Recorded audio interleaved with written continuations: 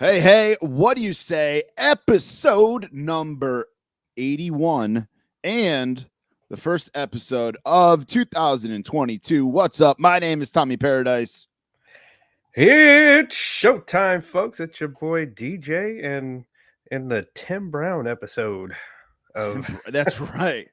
Randy Moss. There's a lot of good 81s. Phil Kessel for the hockey fans.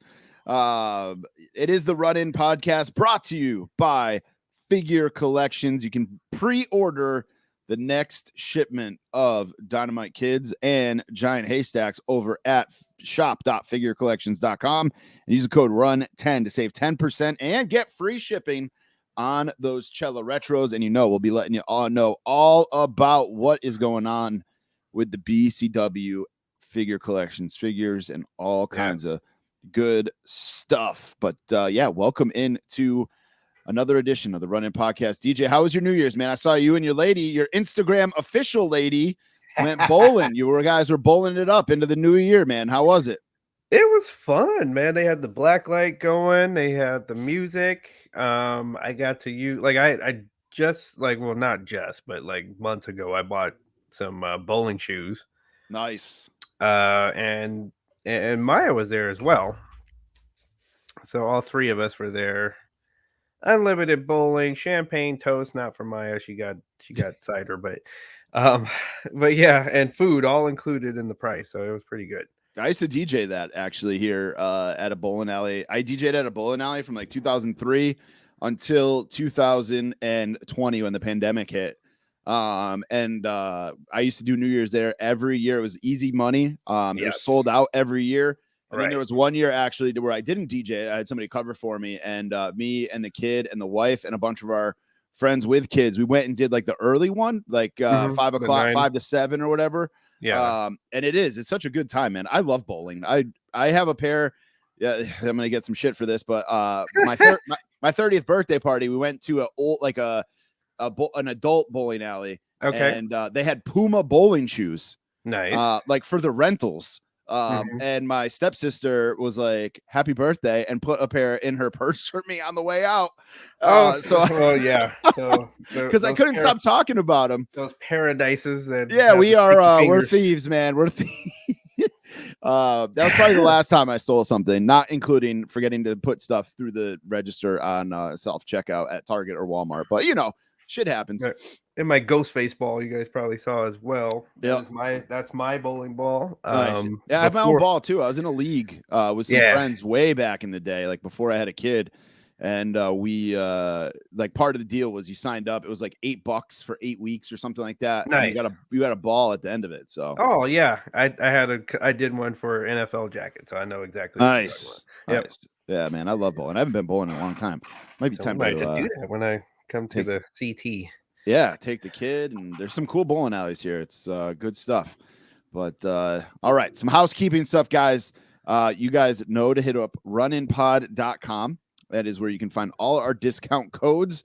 Also, the link to our Patreon is over there. That's right. The Patreon is live. This week, we put up a This or That with Matt Raywalt, formerly known as Aiden English. Just a quick little snackable content, 5 minutes or so. There's a video version and an audio version. Also, if you're in the $10 tier, I did an unboxing of Elite 91 Rob Van Dam. That is up there. And if you're in the $5 tier, we've got a special treat for you. If you're in $5 and up, we got a special treat coming for you that we are recording this Friday night. So as you're listening to this, it'll be ready to go, and it's going to be a Patreon exclusive. You guys are not going to want to miss this. So if you have not already, head over to patreon.com/runinpod or runinpod.com. We got 5 different tiers for you. There's a $1 tier, which gets you a shout out on an episode. It gets you 1 entry into our monthly giveaway, and then, of course, access to the Fig Cave Facebook group. $5 tier gets you a Run In podcast sticker, our show notes, bonus episodes, 2 entries into the Patreon giveaway every month, early access to episodes, video version of the show, all the previous tier benefits, and ad-free content. Then we got a $10 tier that gets you all the stuff we just mentioned, plus a monthly AMA or unboxing video, 3 entries into the Patreon giveaway each month. Monthly toy history post from Figure Collections, your name on the website as a VIP supporter and breaking news segments plus all the other stuff. And then a $25 tier that is main eventer, run-in podcast magnet, 24/7 access to me, DJ, and the rest of the inner circle through Discord. 4 entries into the monthly Patreon giveaway and all the previous tiers, benefits, and then Legends tier that is $50 a month. That gets you 1 t-shirt of your choice from the run-in store one time and a guest spot on the show and 5 entries into the Patreon monthly giveaway. So maybe do that once and, and then change it to the $10 one or whatever. And you get all the previous monthly benefits as well. This month's giveaway is the Jeff Hardy Ultimate Edition Elites and a Max Caster signed 8x10. We for all you guys who are supporting us, we are not going to chintz out on these giveaways. So it's going to be a good time over there on the Patreon. You can get all the info over at patreon.com/runinpod or just go to runinpod.com. And we have to shout out all the people who signed up this week. We've got Stephen Odette, Jeffrey Guyette, GDP, which is actually Buy, Sell, Trade Toys, Nick Thompson, Phil Gentile finally signed up, Zach Charbs, Sebastian Colon, James Pietra Fessa, I hope I'm saying that right, Amanda Weaver, and Kenny Dinkins all signed up this week. So thank you guys for I think Kenny might have signed up last week because I think we talked about it on the show. So I might have gone too far there, but thank you guys, everybody who has signed up and doing whatever tier you're doing. We appreciate the hell out of it. To be honest with you, me and TJ were talking a little bit before we signed on here, and I'm shocked at the support and how many Patreons we have already. So keep it going. Thanks to everybody who signed up.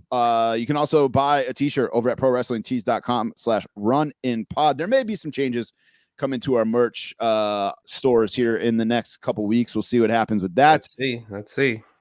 Follow along on Instagram and Twitter. Please help us grow our followers. We've got like 850 followers on Twitter right now. Let's get that to a K. Yeah, let's get up to 1,000. It's at Run In Podcast, and then Instagram is at the Run In Pod. We're at about 1,200 followers over on Instagram, but why not make it more? That's good. Share the wealth. Tell your friends if you enjoyed the show and you have a friend who's into the world of wrestling, into nerdy stuff like we are. Send it along. And while you're there, make sure you hit up or while you're on Apple Podcasts, make sure you rate, review, and subscribe. If you're on Spotify, there is a new rate button on our podcast page. Just hit that 5-star button for us. All that stuff, so easy to do, helps us out tremendously. So please, if you have the chance, make sure you do that as well. Also, just want to shout out Blitzkrieg Pro. They have a show coming February 26th here to Springfield, Massachusetts, right up the road from me. Kevin Nash will be there. Also announced today, Cowboy Bob Orton will be there as well. He's not wrestling. He's just doing a meet and greet. But we're also getting a rematch that they were supposed to do at the show that was going to be on January 1st. It's going to be VSK, friend of the show, taking on Travis Huckabee, who is, if you haven't seen Travis Huckabee, he's nasty. He is just a brutal wrestler. Good stuff. And that is for the Blitzkrieg Pro Bedlam Championship. It is all happening February 26th at White Lion Brewery in Springfield, Massachusetts at Tower Square. So make sure you tickets should be going on sale shortly. I think they're kind of holding out a little bit to see what's going on in the real world, but keep your eye on blitzkriegpro.net. Also, one last shout out. Want to shout out Game Marks Podcast. We talked about them a bunch. They were doing their charity drive here. Right. Their Gameboree 2021 that we were a part of. Their final donation total came to $3,601 raised for St. Jude. So thank you guys. That is amazing. Yes, awesome stuff. Awesome stuff over there at the Game Marks Podcast. So they've got a lot of good stuff going on over there with the video game world and wrestling. Check it out. It's you can check out their website, gamemarkspod.com. DJ, what you drinking tonight? Did Matt Raywald's advice finally go into effect here? You know what? I went to go get it, and it was sold out. Damn. So tonight, so I guess everybody, maybe more people heard that than. So in the cup tonight, I got the peach flavored high noon, but I wanted it Nice. in the cup. Nice. The peach high noon is so good. Peach and pineapple, or peach and pineapple, man. Those are like the two Right. best. Two best. I got water. I'm a lame ass. I just got a blender bottle full of water, a seltzer water, and a Pepsi Zero ready to go for this show. All Here, right. I had a coffee at my kids' hockey practice, so I can't be pounded energy drinks and coffee at the same time. My heart will explode. I'll die. Maybe on air. I won't be able to sleep later. It's all of the above. All of the above. Right. Huge week in the world of wrestling. You ready to get into it, my man? Let's do it. In the Ring is the week in wrestling and news. It's brought to you by Buy, Sell, Trade Toys. I actually bought something from Buy, Sell, Trade Toys today in a panic. I sent a Cactus Jack ringside exclusive to Mike Lanham. He's going to a signing with Cactus Jack, and I bought it when it first dropped or whatever, pre-ordered it. And I shipped it to Mike to get signed, and I did not do a great job packaging it, apparently, because there was a huge crease in the package when it showed up to Mike. So Boy. like bad enough where I was like, yeah, I'm gonna have to get another one. Luckily, Buy Sell Trade Toys to the rescue. He gave me that good brother discount, and he's shipping it off to Mike, so I should be good with a Cactus Jack ringside exclusive. And actually, coming full circle, good brother of the show, friend of the show, Charles Andrew, needed the belt that was in that figure. So I sold him the belt for $20 from the damaged package one. So I don't even have the damaged package one back in my hand yet, and I'm already wheeling and dealing here to get my money back. So definitely check out Buy, Sell, Trade Toys. He's got a lot of good stuff. I'm on his website right now. He's got all kinds of loose stuff up there for sale. Solid deals. I know he just had some AEW figures that he posted as well. And while you're there, you can use the code RUN10 to save 10% at checkout. Yeah, he's got Penta. He's got Ray Phoenix, whose arm is still in one piece. He's got Britt Baker, Darby, Matt Hardy, Lance Archer, Dustin Rhodes, Chris Jericho, all kinds of good stuff up there at buyselltradetoys.com, or you can hit up his Instagram over at Buy Sell Trade Toys. And you can use the code RUN10 while you're checking out on Instagram as well. All right, let's get to it, man. Big week of wrestling. We had day one. We just had a pretty good episode of Dynamite. We had New Year's Evil. We had a good episode of SmackDown.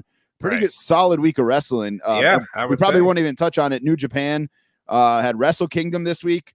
I saw a couple highlights. I'm not huge on the New Japan stuff, so I didn't follow it like exclusively, but I did see that Kenta came back and is wrestling again in New Japan. There's a couple title changes and stuff like that. So if that's up your alley, definitely check that out if you haven't already. But day one, man, what'd you think? Just like we kind of talked about, like when you don't know what to expect and then you just kind of go in and have some fun. So I thought it was a fun pay-per-view. And you had that surprise, we had a couple, we had a surprise during the show there. Yeah, the shit was hitting the fan right before the show went on the air with Roman having to be out. Right. So so you have you had that going on. You had, so it's just kind of a live, it kind of makes me wonder. I saw in some of the dirt sheets, who was supposed to win, and it kind of last second, they kind of, if you believe the dirt sheets, it went to Brock at the end. So that's, Yeah, I saw a thing that Fox Sports or Fox whatever accidentally put up a graphic where it said Big E defeated the other three. Right. But it was Brock's picture. I didn't see that they actually did that, but I could see that happening. They make these graphics, so far ahead of time, and they just probably make it so they can make quick little changes on the fly. But yeah, I was like, oh shit, what are they gonna do with the main event, with everything? Once we saw that Roman was out, I'm bummed that Rome or that Big E lost the title, but Yeah. I think this is like the next best thing to do. I think down the road we're gonna get a lot out of this, including like Happy Brock. Happy Brock is amazing. He's Yeah. taking selfies with fans. He's doing all kinds of stuff. He's saying acknowledge me. Right. He seems like he's having a lot of fun, like a guy who actually wants to show up for work and isn't just a guy collecting a paycheck, which Exactly. I am all here for. I'm here for Bobby Lashley versus Brock, which we're going to get at the Royal Rumble. And then, if you're reading the dirt sheets or reading the rumors and stuff like that down the road, it sounds like we're going to get Roman and Brock maybe to unify the title. I would love a unified title. Like I think it's time. I've like one of the swing and misses I had for my predictions was doing that with the tag team titles. Like I Right. think having 2 titles now, I don't think we need it. Like just have the one champion go to both brands and have everybody chasing the one set of titles. I'm a fan of making the champion like an attraction too. Like the champion doesn't need to be on every show.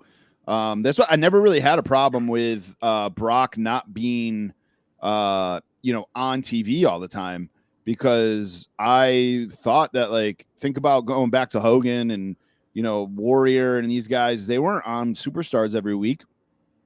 Even Bret Hart wasn't on Superstars every week. It was just they were there when they were there. And in fact, that was a thing. Like they would tell you before the show started, "Hey, Hogan's going to be on," and that was like a big deal. That Hogan's going to be on. Yep, made it special. So yeah, I'm all for that. Like I said, man, I'm bummed that Big E lost, because I feel like this is like obviously like a running thing where Brock just beats whoever has the title that's in the New Day. Whether it's right. Well, at least it wasn't a couple of seconds. Yeah. And one of my points to that one of my 3 things, like I'll just kind of throw it out now, was that on the, I love the Busted Open show. Bully Ray was saying, he thought that Big E is actually like his character is almost built for chasing the title. Like you want to watch him chase the title. Yeah. And it was a little bit more exciting watching him chase it than it was seeing him as champion. Yep. And he had a little bit of a point there. I would agree with that for sure. That it is a little more entertaining. I think that's the case for anybody, any face. They're way more entertaining when they are chasing that title. As far as the heels go, I think it's different. I think the heels like slither their way. Yeah, I mean, look at Roman. Roman is just being a prick, and it's great. It's amazing. Right. So, I'm all here for the chase of the title. Daniel Bryan, the same thing. Like, he chased that title, leading up to WrestleMania 30, and that was like one of the most that sucked me back into wrestling for the most part. Well, because you got an entire WrestleMania. Like basically half that WrestleMania was the Daniel Bryan story, right? Most people can't name, 3 off the top of their head 3 matches from that WrestleMania. That's a great point. Is that the WrestleMania where Rusev came out on a tank? No, that is 31. I was there for that one. Okay, all right. But which was a damn good entrance even when you were there. But no, this was. Was it at Madison Square Garden? It was in an arena for sure. No, it was in New Orleans. 30 was in New Orleans. That's it. And and I remember the stage. Like in my opinion, that was the best stage that for me. Like and I bet you people will be hard pressed to name me 3 matches besides the ones that Daniel Bryan was in, because you were so transfixed on that storyline for that entire show, which is like, that's some damn good writing, so that was a damn good watch of a guy chasing the title. Looking right now to see what the matches were. It was, let's see. Oh yeah. Oh my God. There's the names on here. The Shield defeated Kane and the New Age Outlaws. Wow. Cesaro won the Andre the Giant Memorial Battle Royal. John Cena beat Bray Wyatt. I remember that. Brock beat The Undertaker. Obviously, everybody remembers that. Right. AJ Lee defeated Oksana, Alicia Fox, Brie Bella, Cameron, Emma, Eva Marie, Layla, Naomi, Natalia, Nikki Bella, Rosa Mendez. Oh my God, Summer Rae and Tamina Snuka. It's like Tamina Snuka like the only one left out of all of them. Her and Natalia. Yeah. Crazy. Yeah, man, that's wild. Good call on the people remembering that. Right. Is that the one The Rock came out and like did the whole flamethrower thing? I think so. Yeah. And I was loving. I remember that. I was like loving that Raw, that Mania, and then that happened, and I was like, oh, all right, enough. But yeah, back to day one. I mean, overall, I thought every match on the card delivered. Maybe not necessarily the result that I wanted, going looking at our predictions and stuff, but sure. It was entertaining. I think it was the best pay-per-view of the year so far. That's hilarious. Yeah. It being on the first day of the year. No, but it was enjoyable from top to bottom. One of my buddies was texting me the next day. He didn't watch it, but he's like, is it true that Brock won in 8 minutes? I'm like, dude, yeah, it was a fatal 4-way or five-way, whatever you want to call it. Like, they had to call it on the fly because of Roman. Like, I'm sure. And obviously, like, with Brock doesn't wrestle for a long time. Like, it's not like he beat him in 30 seconds like he did with Kofi. It's like, it was still entertaining. The whole pay-per-view from top to bottom. Or, sorry, Premier Live Event. That's what they're called now. Premier Live Event was entertaining from top to bottom. So, I thought Liv Morgan looked great against Becky Lynch. I'm so bummed that she did not win. I kind of want this feud to continue. The Becky Lynch and Liv Morgan feud.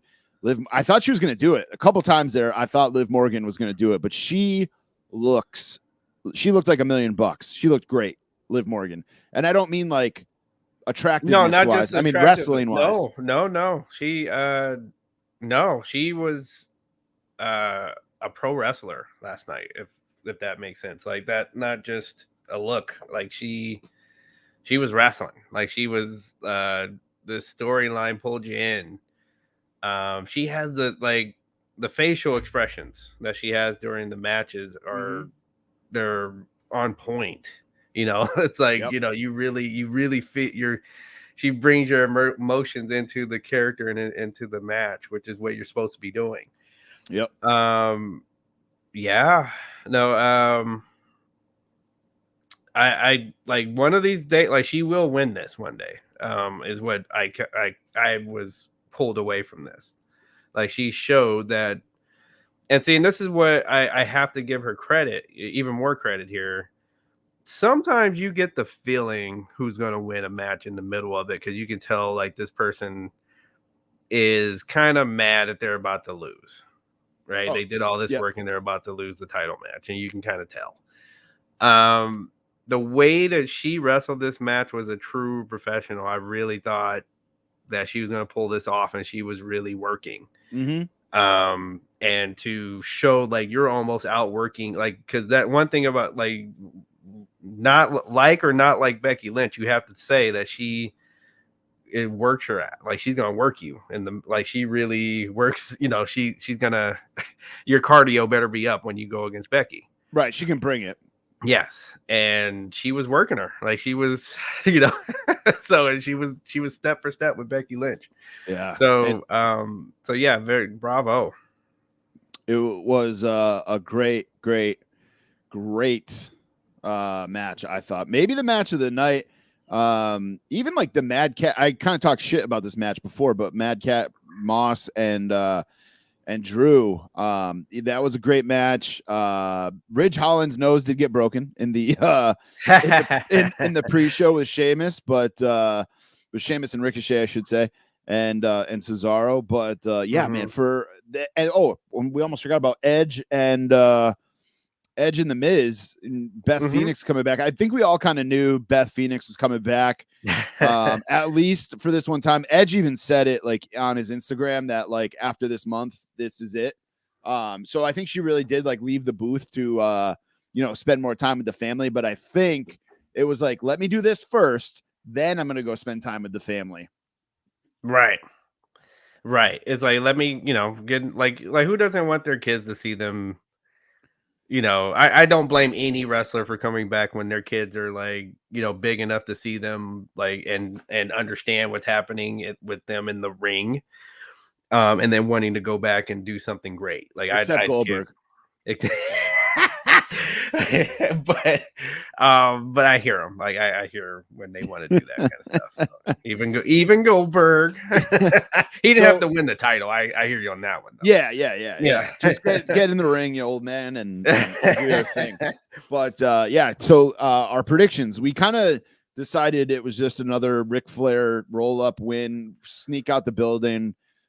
It doesn't count as a win for me, but it also doesn't count as a loss, I don't think, because 2 of the matches didn't happen the way they were supposed to happen.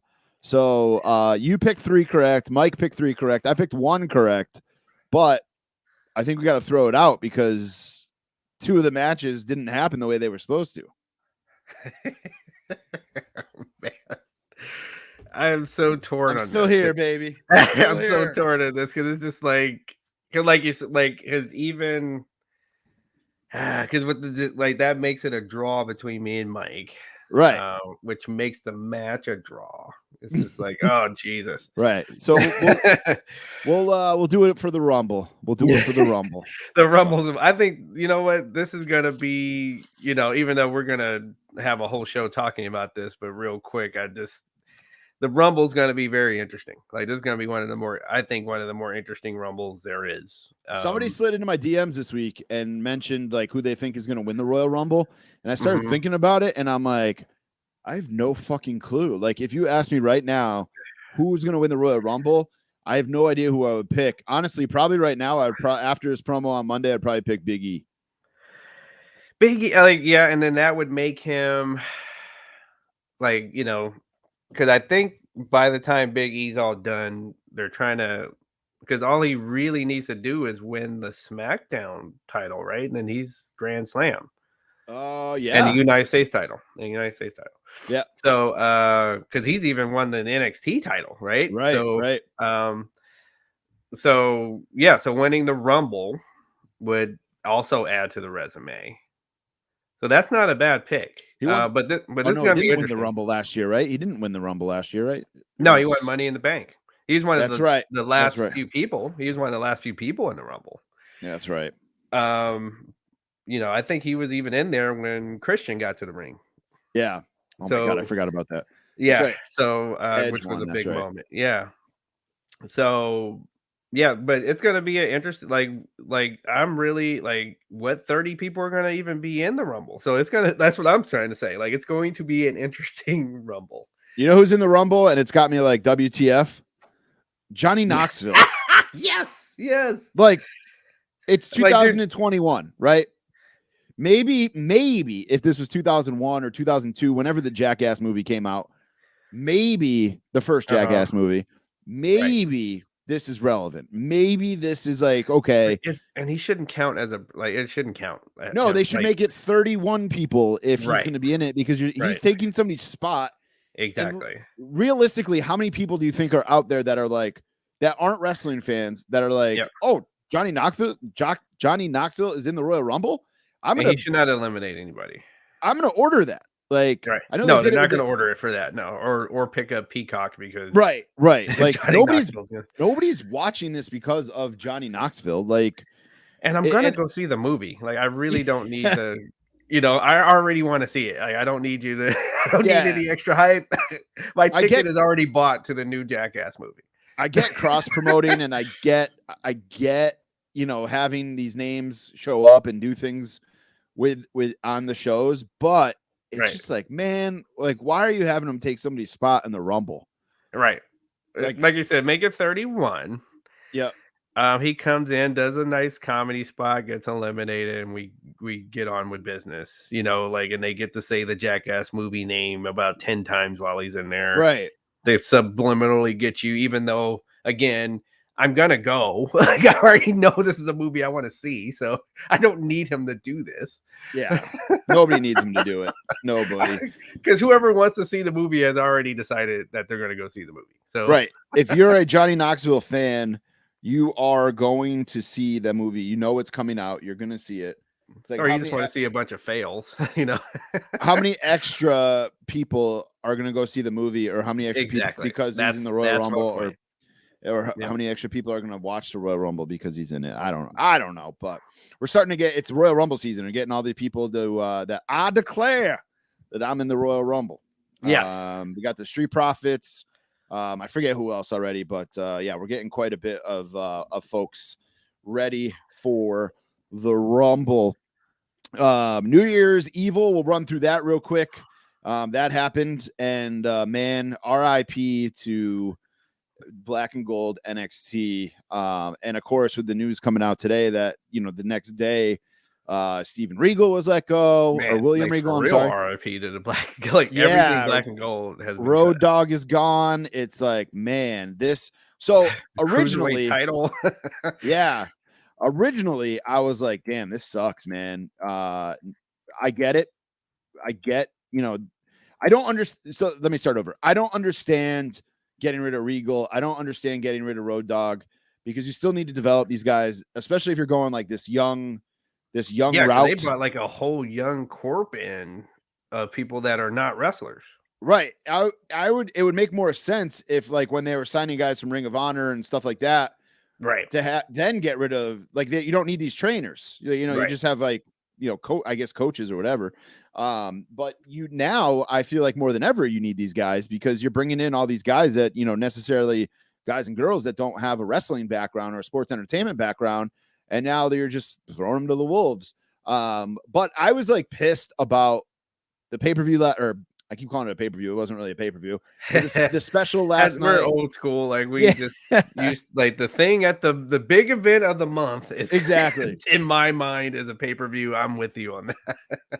I was kind of pissed at it, like the results, and just like the Black and Gold brand is dying and all this stuff. And I love the Black and Gold brand so much, but I saw a thing on Instagram or Twitter where it was like, you didn't mourn over, you know, the golden era dying. You didn't mourn over the attitude era dying. Right. You just move on and you try to enjoy it the best you can. And if it's not for you, it's not for you. Right. So I'm gonna try to give NXT a chance. There was some good matches last night.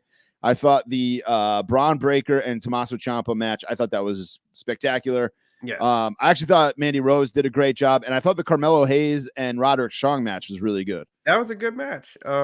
Mandy Rose has really gotten comfortable in her role. Yeah, yeah. So I guess 3 out of the 4 matches that are on the Wikipedia here were good, and Riddle and MSK versus defeating Imperium wasn't even like bad. It just like wasn't. These other ones stood out to me. Not enough Walter. Yeah. That's a good point. What I think was the problem with that match. There needed to be more Riddle and Walter. We only got a couple of exchanges of that. It's a big event. Let them do it. Yep. You know, like, because I'm guessing like that was to get Walter, because Walter he's got to end up on the main roster at some point. Him and Imperium. End up there. And now what happens with Ciampa? You think Ciampa goes to the main roster? That's what it looks like. Like, that's what they made it look like on that. Like, as he was walking off, and the thank you Ciampa, and then Ciampa even saying thank you and on his posts at the end. I really hope they don't mess him up, though. Like, let him be a badass brute. Like, just beats the shit out of people. Leave him the way he is, and he's fine. Just leave it. You know, he doesn't need to tell jokes. Just music hits. He walks out, has a hard-hitting match. Everybody will love it. Just leave it. Yep, and he's gonna lose his first name. We know that, but that's all right. Ciampa. Yeah, New Year's Evil recap, man. It was just it just was I don't know. Anyway, that was the 2 big events for this week. Then we've got we'll talk some WWE here first. Sure. Oh, actually, let's backtrack here and talk New Year's Evil one more time. Right. Braun obviously wins the belt, Braun Breaker. You know what is Yes. hilarious to me is they brought his dad out, or he brought his dad out afterwards. Right. And it's like, hey, we're not going to acknowledge his real last, or not real last name, but his, The family stage name. yeah, exactly. But we're going to bring his dad out here to celebrate. Like, okay, this It'd be guy's like name is, having a Von Erich, like even though their last name isn't really Von Erich, but it'll be like having a person in the Von Erich family not use the Von Erich name is like I was today years old when I found out that the Von Erich's last name was not Von Erich. It's no, not? no. Oh my God, you're right. It's Adkisson.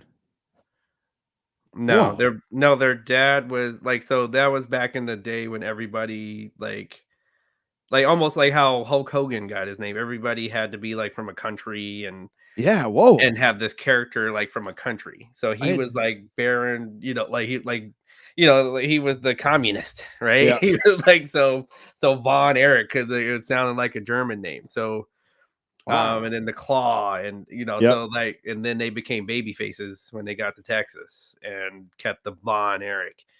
But their Um real last name is Atkinson. yes. Wow. So they're Fuck. not German. I feel like somebody just told me that there's no such thing as Santa. Damn. So yeah, so that same thing with the Steiners. But I think they're gonna just like we had Charlotte for a while, like she was just Charlotte.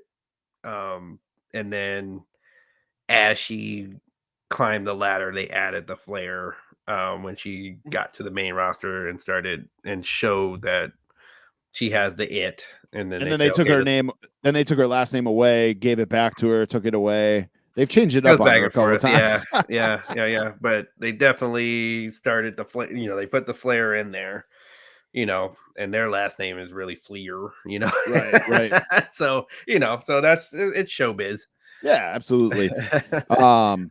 And he probably likes it. Like I think he kind of likes being like he's able to make his star on his own first, and then show everybody. No, I don't need to have Steiner in my name for you to notice me. Right. That's a good And point. then I think later on they will do it. That's a good point. Yeah, a great episode of Raw. I thought this. Well, I don't want to say great, good episode of Raw this Right. week. Right. Again, very entertaining with Brock. Brock is killing it. Yeah, he is. And I'm so excited that we're getting Planet Brock Hulk. and Planet Hulk Lashley. Brock. Yeah. I just hope sometimes when you get these like two gigantic men battling it out, it turns into like just a sloppy mess. I hope that doesn't happen. Yeah, because they're so both of them are so agile. And all like with all due respect to Taker, but you had on those Brock and Taker matches, Brock had to take care of Taker. Taker Right. was not in his prime anymore. Right. So now you got two guys like pretty close anyway to their prime Mm-hmm. and that are pretty agile. So we should get a good big man match here. Definitely. Also, I'm loving Edge, and we kind of touched on it a little while ago, but I think Edge and Beth Phoenix together is so cool. Boom, boom, Not boom, just boom, because they're boom. married, but like, I mean, No, they have a obviously chemistry. is They part have of a it, even they have an on-screen chemistry too. Like and everybody doesn't. they're just these two legends that like obviously they're together, but like then they're gonna wrestle this match together. Like I think that's so cool. Sure. You know what, my kid Edge came out during the day one pay-per-view, and my kid just goes, I love Edge. I'm like, dude, me too. Like he's never been like the top guy, my top favorite or anything like that. Uh-huh. But Uh-huh. like I just that music hits, his look. He is a little, he definitely is looking some, a little old at the moment, but So what do you want? he is old. Like, yeah, Right. it's all good. But Right. yeah, I just enjoy Edge so No, much. and like I mean, like you said, the look. Go ahead on pay-per-views. Go ahead and use the Brood Oh character. yeah. I'm for it. I'll get a T. Heck, I'll get a fig that's Yeah. got the Brood thing going. Right. Um, what else?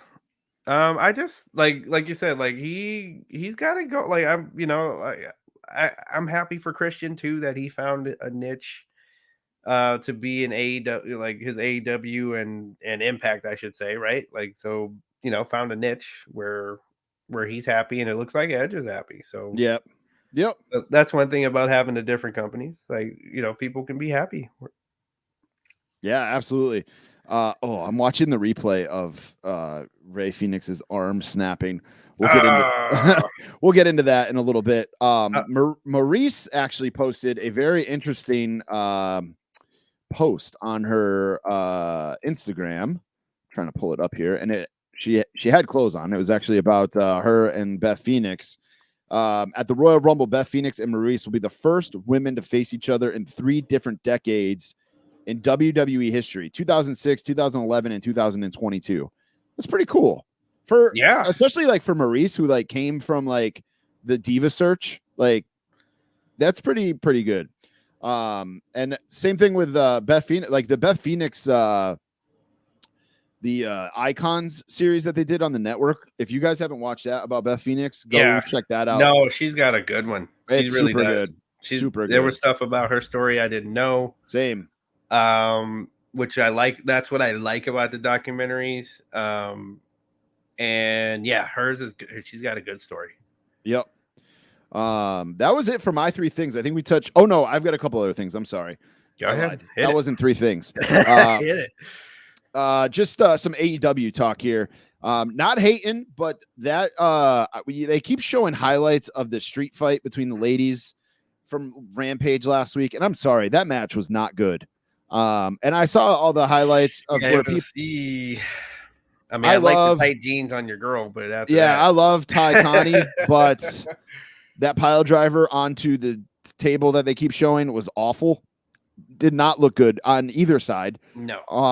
It was just a mess. And then you got Tony Khan, we'll get into this in a little bit. Right. You got Tony Khan talking about, I let Big Swole go because she can't wrestle. I'm not saying Ty Connie and Anna Jay cannot wrestle, but like if you watch that match and then you watch some of Big Swole's matches, like Big Swole, like that was they're on the same level. That's kind of what I'm getting at. Yeah. Not a true statement. But I've seen Big Swole many a times in the independent APW that I go to up here, and she wrestles just fine. Like no. I'm gonna say no. Yeah. Breaking news as we're recording this, thanks to the Bleacher Report app, Ray Phoenix does in fact have a broken arm. Spoiler alert. According to the Wrestling Observer, Ray Phoenix has broken arm. AEW star suffered an arm injury. It had to be. Like, looking at it, there's no way it could not. Yeah, my buddy's like, it looks like he separated his arm. I'm like, no, dude, that's like a compound fracture. It's going the wrong way. Broken. Yeah. Damn, Ray. Lucky the bone wasn't sticking out. Right. But and then Phil was blaming Luchasaurus like immediately in the chat. Oh, I didn't see that. That's just I think it's just a freak thing. I mean, I've watched it a couple times now. Just his arm went back and he landed on it. It's just one of those things. Jade is the TBS champion. Yes. How much of you thinks this is like a reaction? Like, how much of you thinks Ruby was supposed to win this, and then all this Big Swole stuff came out, and now they're like, oh, let's call an audible, and we can say, we put the TBS championship on a African American woman. About 80%. All right, because I don't think Big Swole's. I mean, not Big Swole. I don't think Jade is ready. She still looks sloppy. I think she's gotten way better than when she first started. Yes, but sure. I don't think she's ready to be a title holder. No, she just like right now, like her size and strength is like kind of like what you're saying. It's almost like think Ultimate Warrior. Yeah, when he first started the character where he was running down to the ring. Where if you go watch some of those first matches, as much as I love the Ultimate Warrior, it's like, we're lucky he didn't kill somebody. Seriously. Oh my God. That's one thing as a wrestling fan, as an adult, like you go back and watch all the matches you loved and stuff. Right. And I'm like, man, I loved the Ultimate Warrior when I was a kid. Now I'm like, killed somebody. Seriously. He's a terrible wrestler.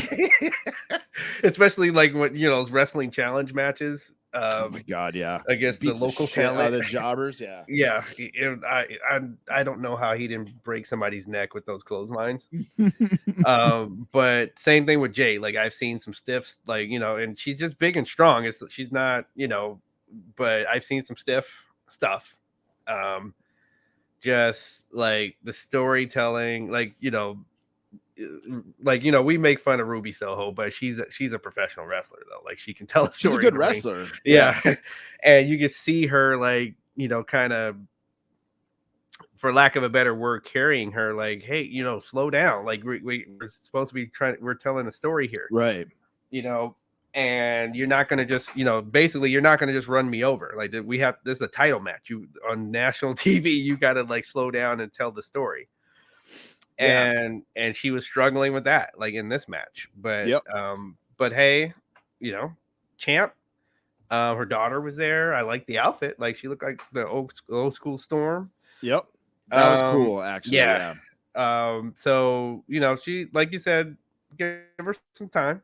Give her some time. She'll be all right. Mm-hmm. And then we talked about Rey Fenix snapping his arm, but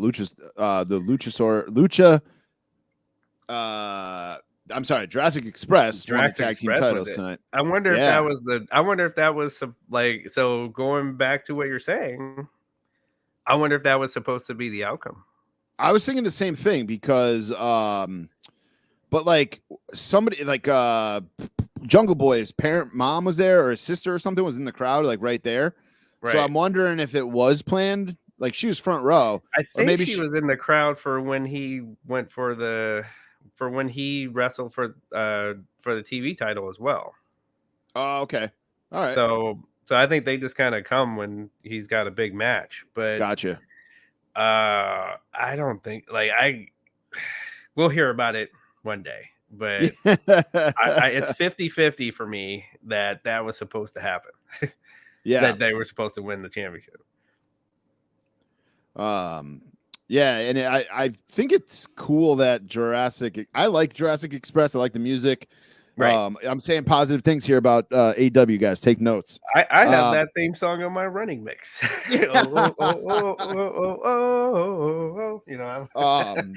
So I'm kind of here for a Luchasaurus. Yeah, guy that didn't think I like AEW. I'm like Jungle Boy run. I think that could be good. I think it's going to be good. I like that they had all the tag teams at the end come out. I'm glad they finally won. Like I used to kind of like, if you go listen to past episodes, I was upset that they kept having them lose the big match. They would get all the way to the big match and lose every time. Yeah, and all it took was Rey Fenix snapping his arm in half for them to get the title. Yeah, I tried to say something nice and keep it positive, and then I went and screwed it up. Well, when you have a disaster like that happen on right in front of everybody on TV, it's kind of hard not to say something up like so. It is. So please, like, I'm gonna look at Twitter when we're done here, and I want to see some honesty here. Like, that's a disaster. Yep. I'm not big tag team. Like, it's your first night on TBS. Yeah. I mean, that kind of stuff happens. The referees throwing the X's up because somebody botched something. That kind of stuff happens. It's a like a freak thing, I think. Like we were saying with Phil thinking that it was Luchasaurus' fault. I think it's just, I mean, I've only seen it a couple times, but I think it's just the way his arm went back and he just happened to land on it. But we also got CM Punk, who like will not stop talking about WWE. Like, let it go. I really think it's a work. I do. I think he knows his audience. He knows that's going to get the crowd worked up. Exactly. It's going to get the crowd on his side because most of the crowd that watches AEW or loves AEW hates WWE. Exactly. So I think he's just feeding into that and getting the crowd fired up. Yes. Yes. Which I guess, to his credit, that's what a performer does. So right. Right. I'm not like, you know what? I'm not even mad. I'm not going to be mad that he's doing it. but I'm calling it like you're saying, but I'm calling a spade a spade. I think it's a work. I think he's totally doing it tongue in cheek to have the crowd in the palm of his hand. Do it. Like if it's working, if it's working, do it. Yep. Yeah. It's getting people talking. We're talking about it. So right. That's it for my three things. I think we touched everything. I think we touched it all. I think even for me, like just in the course of talking about wrestling. All right. So we got some news here. We talked about it a little bit. Road Dogg and Regal were released this week. The Drew Regal one is the one that got me though. Like it's just I like know, man. I just think him even as the commit. Like I think you could have kept him as the commissioner. Yeah, you could have done And I'm pretty sure his something. knowledge backstage is invaluable. You could have done something with him, for sure. Whether it was with NXT or even work like even as a producer, you could have had him doing something. Exactly. So, yeah, it just it was a Do a meet and greet, Willie. I'll come. Yeah, hell yeah. I love Regal. He's one of my favorites. Take a picture of my arm behind my back. Yeah. I wish we at least got like a man's man Steven Regal or William Regal. I keep calling him Steven Regal. Yes. William Regal figure before he got let go, but maybe he'll sign a Legends deal and we'll still get one. Everybody still wants that check. He'll sign it. Yeah. But and then Drew McIntyre is apparently taking some time off. He's got a little bit of a neck injury going on, allegedly. There was some rumors going around that Sasha was hurt. She had to be helped to the back. Saw a couple of videos of that on the but apparently she's all right. She said on Twitter that she's good. So okay, we'll see what happened. I don't think we need to get into Tony Khan's awful tweet about Big Swole anymore. It's just like, why do you have to reply? That's my, like, just let it go. He stirred the pot by replying, in my opinion. Exactly. We're like, if he just let it, like, first of all, Vince isn't gonna react to something. That's like one that. thing I gotta give him credit for. Like, he's like, he's not gonna waste his time. Let them say what they want to say. Of $1 billion corporation, I really don't need to talk to you. Right. I've got other things going on. So Tony Khan should be worried about other things, not what Big Swole is saying. No. And speaking of Tony, he's got a big signing that he keeps talking about, a dream signing. And Phil actually brought up a good point here. Like, is this his shtick just to generate, interest? Like, is this all he can do to try to get people to watch? Is like, hey, I've got this guy you used to like 10 years ago in the wings, ready to come out. Or, maybe not even 10 years ago. Maybe it is somebody who, got released recently. Maybe it's, I don't want to say it's Bray or anything like that, but you never know. Whoever his dream signing is, could it be like, why does he have to keep teasing this? Just let it happen. Well, plus, okay, to piggyback on that, I think I was probably, I want to give the right credit here because this is not my own thought, but I want to say Burry Marks on Instagram. Like, so people did criticize WWE like back in the day, like a few years ago when they were just signing people, like just so that nobody else could have them, right? Yep. And then you signed all these people and you had nothing for it. Like the problem, like that's why we're seeing this big wrestling, like the dump of all these talents, is because they had too many. Like literally, I think they just had too many wrestlers. Yep. Okay. Even with the 3 shows, you did not need that many wrestlers. You didn't. So, which makes it watered down. Like that makes your storylines watered down and everything when you have too many wrestlers. Yep. Now AEW, so AEW is starting to make the same mistake. Whatever name they think everybody knows, let's sign them. Like, let's make, every time you hear a release, such and such, all elite. Like, well, do you really want that? Like, do you really want every single person that is a free agent going to AEW? Right. And you don't, because there's only so much TV time that can go around. And stop it with Dark. Like, Dark is the wrestling challenge. Like, it's this generation's wrestling challenge is what it is. I don't even think it is wrestling challenge because, like, I remember watching Wrestling Challenge. Like, I don't like it's on YouTube randomly. Like, it's not even, I don't know. Well, you watch people go against, local talent and right. Okay, I see what you're saying. It's basically what I was going with that. Like that you have like all of a sudden Hobbs has all these wins. And then I'm like, and then all you have to do, like, remember that Simpsons episode where the nerds were asking we're asking what's your Exita? Oh, how did you get on the dragon? Every time you see something like that, a wizard, right? So the same thing with the records on AEW. Every time you see somebody's record jumps up, AEW Dark. So that's all this is.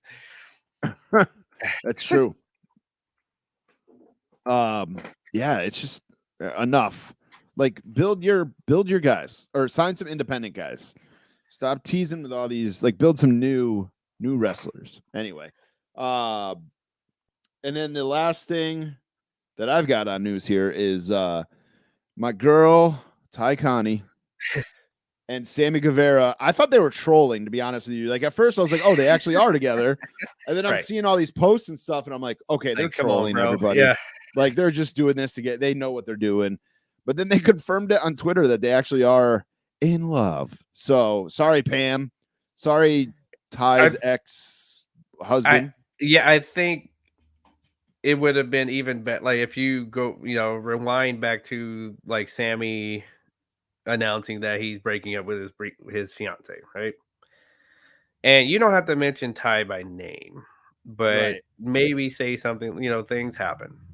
Like Right. I'm sure most of us adults have been there at some point in your life where something like this happened. It happened. Mm-hmm. you know, I apologize to Pam. I didn't mean for this to happen, but I can't help what I'm feeling, and boom, I think everybody would have been all right. Then that would have been the end of it. Right. But to keep saying, "Oh, that's not why," dude. Right. Come on. We know we're smarter than that, Sammy. Right? We've seen her walk down the aisle. We get it. On that note, we're gonna pay some bills.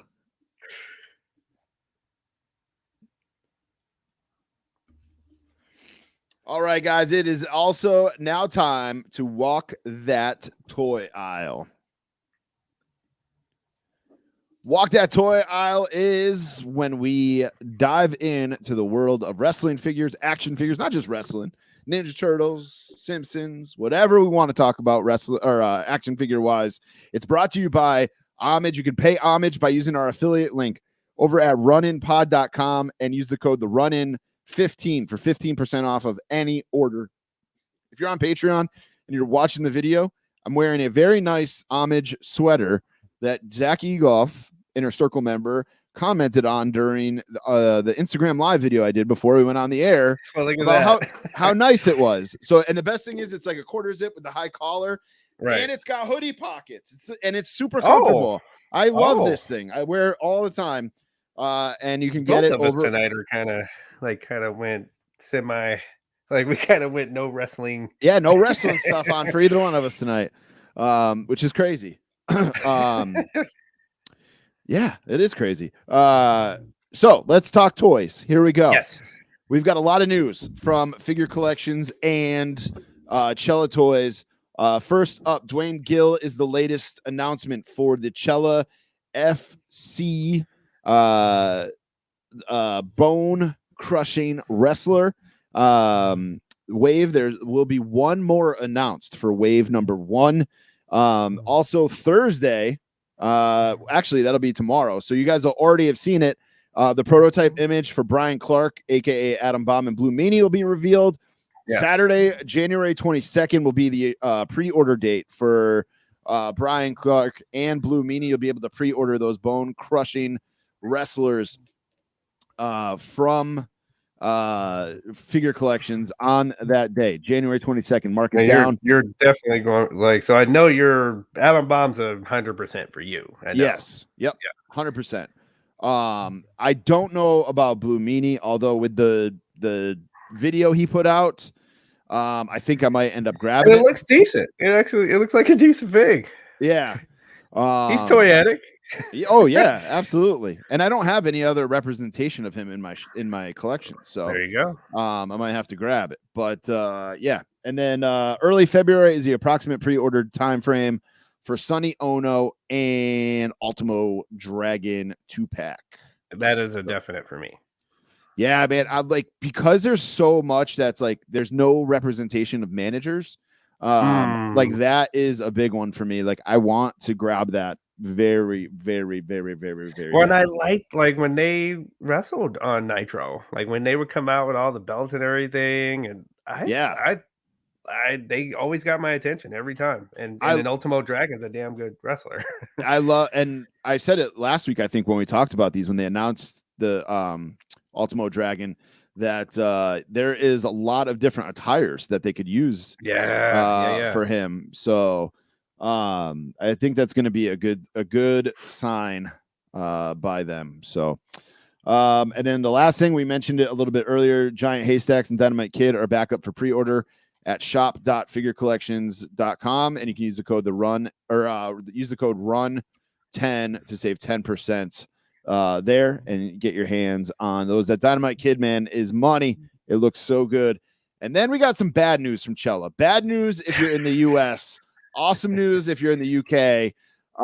They announced that they are teaming up with Wrestling Trader, and they're doing a retro exclusive of Greg the Hammer Valentine in the Rhythm and Blues attire. Rhythm and Blues Greg the Hammer Valentine, which if you are a Hasbro enthusiast, you know that this almost happened in the world of Hasbro. Wasn't it like a failed or didn't happen kind of a figure? Yep, exactly. So it never made it to the shelves. There's pictures of it. Matt Cardona owns it or owns the prototype, one or the other. And this is like, we need this, but right now it is only a UK exclusive, and Wrestling Traders shipping to the US is not cheap. I'm not bashing them or anything like that. I get, shipping is expensive. But the shipping to the United States from this Wrestling Trader website is more than the figure. Yes. Which is just wild. For the shipping. Just for the shipping. Because I want that Al Snow too. And it's too much because it's more than the figure. So a few of us have talked about maybe going in as a group for Al Snow or Greg the Hammer Valentine. So we'll have to see what actually happens. But man, I'm so bummed that it's not like readily available through Jack at Figure Collections or something like that, because that is a great get for Chella Toys. Chella Toys, man, they are bringing it. They're trying to, they see what's happening with, the NECAs and the Super Sevens of the world, and they are like, we can be in on this in the wrestling world. And that's basically what I see them as, is like the nostalgic premium figure. That's something other than the Mattel mainstream figure. So right, don't forget they've got a 6-inch line coming too, or 7-inch line coming too, that'll fit right in with the Mattels and stuff. Right. So they are bringing it between that, the retros, and then the BCWs, the bone crushing wrestlers. Right, they've got it covered, and a lot of these guys that they're signing, they're going to try to use for all 3 series. So we could be getting an Al Snow in 7-inch form. We could be getting an Al Snow bone crusher. Right. So the possibilities are endless. And just being friends with Jack, I have some inside information that I can't share, but I can tell you like they are going to blow your mind with some of the guys that they are working on signing or have signed and are going to announce shortly. So just be ready. It's going to be Chella. I am all in on Chella for all the guys that I want and stuff like that. They are no, they're right up the alley. I'm glad that I'm not a big Hasbro, but I'm glad that I had almost all, a lot, I would say, of the bone crushers. So I'm happy about that. I do so I thought I had I got the Dynamite Kid and Mattel one. Oh, okay. Yeah. So you haven't gotten the retro. You didn't get the retro. I'm waiting for it to put with my Davy Boy and then have the British Gotcha. Bulldog. Gotcha. I gotcha. Then out of the world of wrestling, this kicked me right in the wallet. Yes. So Super 7 announced the Simpsons, the Ultimate Simpsons, a couple weeks ago, or a couple months ago now. They announced Wave 1. Right. They just announced Wave 2, which is very tempting. It is Bartman. Yep. It is Duffman. Yep. It is Hank Scorpio, who I don't remember. You don't remember Scorpio? No, I don't. When Homer gets hired by this company, and it's in this this whole other town, so he has to move, and And it was like the perfect place to work, except Hank Scorpio was a terrorist. Oh my god, I don't remember that. Yes. But the fourth of wave 2 is Krusty the Clown. Hey, kids. Yeah. Wow, that is an incredible Krusty the Clown impression. Oh, I love Krusty. Like that's Oh a my that's god. a definite. He's coming. Like that. I'm getting that. But, and So any of my friends that know me from high school, they know they probably saw that for me. It's like, oh, DJ's gonna get that. So I need to make a decision whether I want to order these like 3 out of the 4 or do I just go all 4. Yeah, I'm trying to find wave 1. yeah. I jumped in on the Silverhawks. Like that was my okay. I think I'm just gonna do it because I knew I was gonna want the whole team of the Silverhawks. So, and like our saying on this show, it's not going to be any cheaper. Right. So Krusty is a definite. I'm think like this. You got to go and watch the Scorpio episode. I was just thinking that I might look it up. It's hilarious. It's one of the funniest episodes especially if you're a Homer fan, because Homer has some good one-liners in that particular episode. Yep. I'm pretty sure there's some Duffman guys out there. Because Duffman is off the hook. Duffman is like one of the ones I want to. I definitely want to grab. And I'm waiting for Disco Stew. That's my other Disco Stew likes to. Yeah, man. And then I'm looking here at the other ones that are coming, and it's Mo. Damn. So you can put him on your bar. Yep. Deep Space Homer, and then Robot Itchy and Scratchy. Wow. I see, like Itchy and Scratchy, I can pass on because I would rather have like regular Itchy and Scratchy. Same thing with the Deep Space Homer. I'd rather just have a regular Homer Simpson. So maybe I can justify just buying Mo. Oh, and it's Poochie. I forgot about Poochie. Right. Yeah, I wasn't big on Poochie, but but when they have a regular Homer, I think I'll do that. But this Krusty is like this is like one of the best Krusties I've seen. So that's what I'm trying to decide is like, do I buy do I buy Bart or do I buy Bartman? Do I buy you know what I mean? Like, do I just buy like I try to do this with like the Office Pops where like I just get one of the main characters. I don't need like 5 different Michael Scotts. I just need same thing with the Seinfeld Pops. Like I just need one Jerry. I don't need 15 different Jerrys. No, you don't. It just hit me, and I could put that Bartman on the Batman shelf right here, like on my Batman shelf. There it is, man. Wow. What's good about Entertainment Earth or Big Bad Toy Store, wherever you're ordering these from, is they don't charge you until they ship. So you can not till they ship. You can pre-order and then think about it. So not till the Silverhawk ship do I need to go dance on the corner with a hat. Then we also got some information about more Super 7 news. Right. Glow in the Dark Mutagen Man 7-inch Ninja Turtles Ultimate. I need these exclusives to stop. This is a Entertainment Earth exclusive. I thought this was a re-release. I thought this had already come out and they were just like Toy Arc was just sharing it again or whatever. Right. Because I ordered a bunch of Ultimate Edition Ninja Turtles that were like exclusives. They were exclusive to Big Bad Toy Store. It was Sewer Samurai Leonardo and Raph in Disguise that I ordered, pre-ordered, and those will be coming later this year. But yeah, I didn't realize Mutagen Man was not ordered yet. So joke's on me. I do have the glow in the dark Mutagen Man. Yep.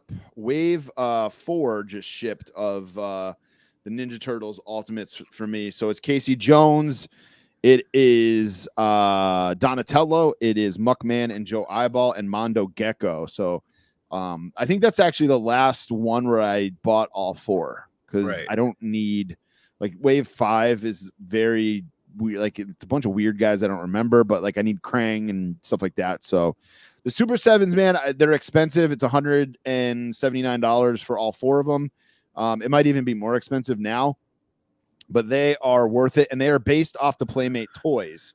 So they look like the toys you had when you were a kid, but they're just better. They even come with like the weapons thing that had all the weapons stuck together. Right. on the one piece of sheet plastic. And Exactly. you twisted them. Yep. Exactly. So had the sharp edges when you got got it off of the sheet. Yep. I really need to make up my mind about these Simpsons. I'm staring at them so hard right now. Because they did them so well. Like they look like it's almost like you have like this animated thing sitting on your shelf. Like that's how good they look. Yep. Yep. Man, right off the screen. No, it's. I think I'm just gonna go. I'm gonna Krusty and put the Bartman on the Batman shelf. I think I made up my mind. Yeah, I think I'm gonna do Bartman, Krusty, and Mo for right now. Mo is pretty dope, though. I think like he's a main character. You got to have the main characters, hey, and then I'll wait for the others. Right. One Star Wars note here: Black Series prototype armor, Boba Fett repack was revealed. That's right. Black Series with all this repack bullshit. I know Star Wars. It's like, what else can they make? But it's just, I'm so over the Black Series at this point. It's sad. It's sad. Yeah, I mean, because it's not. It's like I don't know. It's almost like how you see and I'm not dogging the AEW figures, but just how they just kind of renamed it and kind of put a couple of other colors on the package, but it's the same figure. That's exactly what they just changed the packaging. They've done that a bunch of times with the Star Wars Black Series. I mean, that's how I've gotten some guys, but that's how I got like Greedo and stuff like that. But at the same time, it's like, all right, give me something new here. Give me something to get excited about. This doesn't really excite me. I've actually been thinking about unloading all my Star Wars. I actually been thinking about unloading my GI Joes too, and just sticking to Ninja Turtles and WWE or wrestling figures. As I'm talking about buying Super 7 Simpsons, but yes, there's a reason. I have a reason in weekly purchases to talk, like why I would buy the Simpsons ones. So gotcha. And I also like the McFarlane has a new line from Batman Beyond. Yeah. So you got a blue, like the blue symbol Batman Beyond, and you also have the female who unmasked. And this, like, what was that villain there? Meltdown. Yeah. And it looks like, does he glow? It looks like he does. Let's see. I'll click on Entertainment Earth to order him. It looks like he does go in the dark. Yeah. Right. It looks like he's glowing. Yeah, that's pretty cool. I have the red because I have the red symbol, Batman Beyond on the bat shelf. Mm-hmm. So, it's starting to make me think I need to continue. Have you, as a Batman fan, have you bought those the 60s Batman figures at Target? I'm going to, and I want that with the Batmobile. I like and the Bat Cave. The Bat Cave is there. I saw the Bat Cave as well, and it was pretty reasonably priced. I saw the Bat Cave tonight. It was only $30, I believe. That's what I'm saying. Like the whole series really is pretty reasonable. So I see those all the time, and I'm like, it's like one of those. I remember watching that show so much when I was a kid on the Family Channel. Right. And somewhere around here, I got the full show, like the DVDs? Complete series. Yeah, we might have to do a little something with that. Wink, wink, nudge, nudge. But I had the 3.75 size figures that Funko made, I remember that. And the Batmobile, and then I was just like, I was downsizing, and I just ended up getting rid of them. It's like I don't really love these things, but like I have like a Justice League Batman, and that's really it for DC guys. Right. So, but I'm really giving some thought to just wrestling and just until Black Adam comes out. Yeah. We'll see. I try to stick, even with the Marvel stuff, I try to stick like to the classics. I don't really do a lot of the newer stuff, but with me saying that I am trying to stick to wrestling and Ninja Turtles, again, as I'm probably placing an order for the Super 7 Simpsons figures. It got me thinking though, DJ, do you have any New Year's resolutions as a collector? Like collecting New Year's resolutions? I'm going to continue, and I heard that, because I was listening to a talk show and how they were like, it's okay to continue, sometimes a New Year's resolution you're not going to be able to do it in a year. Yeah. So it's all right to continue one. So yeah, I'm going to continue to try to up my game on the non-wrestling. Like Oh, even, all right. yeah. You're going the So opposite. You're going to get out of that, not out of the wrestling, but not cut out of back on wrestling, no. wrestling. Right. Right. Or that's the thing. It's probably not going to be getting back. It's just I need to like I like the 60s Batman, for example. Yeah. That so why aren't I, and I've seen it a few times. Why didn't like if that was a wrestler, I would have picked it up. So what's wrong with me, right? Dude, I have that same thought in my mind all the time. Or I'll be like, I'll get a couple boxes, a couple packages in the mail, and I'm like, man, like, why did I buy this? Or like, not like, why did I grab this now or whatever? But I'm like, if I was at Target or whatever and I saw it, I would have grabbed it. You know what I mean? I just happened to be able to order it and got it shipped to me instead. Right. And paid, $5 extra or whatever. That's a couple sodas or, thing of chicken nuggets or whatever. Right. So my New Year's resolution, I don't believe in real New Year's resolutions. Like, I think it's like, I don't know. I think it's everybody wants to lose weight. Everybody wants to make more money, no matter what time of the year it is. I'm about to say, yeah, that's not really a resolution. Yeah, I set a agree. goal for myself for 2020 in like in real life, not in action figure collecting, but I think that's different than a resolution. Okay. But for me, collecting it's slimming down what I'm collecting. I'm collecting too much right now, like the GI Joes, Star Wars, Marvel. I need to just cut back to like what I really love, and what I really love is the wrestling figures and the Ninja Turtles, and maybe a couple of spin-off things here and there. Just I have Transformers, but like that collection is pretty much done for right now. Right. I don't really need anything else there.